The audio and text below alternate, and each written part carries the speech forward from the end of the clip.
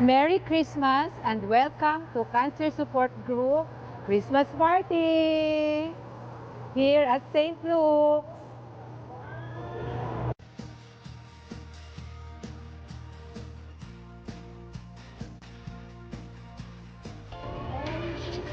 Merry Christmas! Stay okay!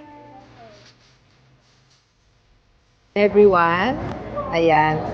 Okay, let us put ourselves in the presence of the Lord.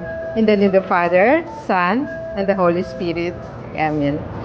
Dear Father God, as we gather and remember to celebrate the birth of Jesus, we, the cancer survivors of St. Luke's Global City, together with the officers and staff of the Cancer Support Group of St. Luke's, the doctors, the sponsors, the donors, the admin staff of Cancer Institute, especially to Darlene.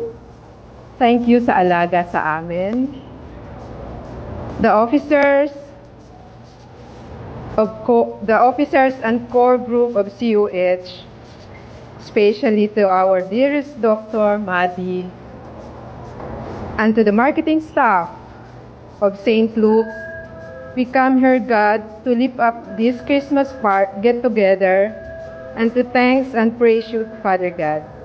Thank you for bringing us safely to St. Luke's.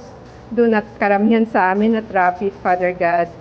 Thank you for this wonderful time and fellowship. In silence, let us all offer a short prayer to our dear brothers and sisters who have gone ahead of us.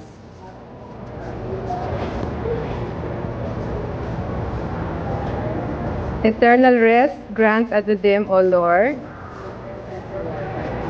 and may they rest in peace.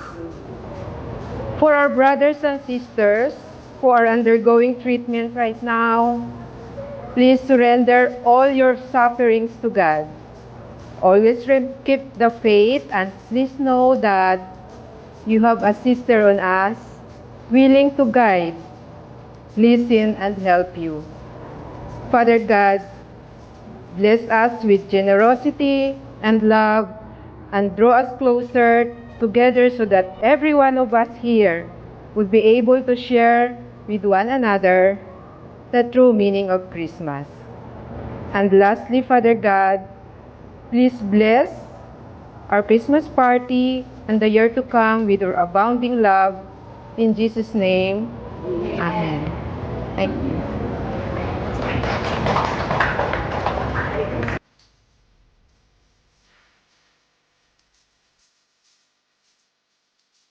Christmas!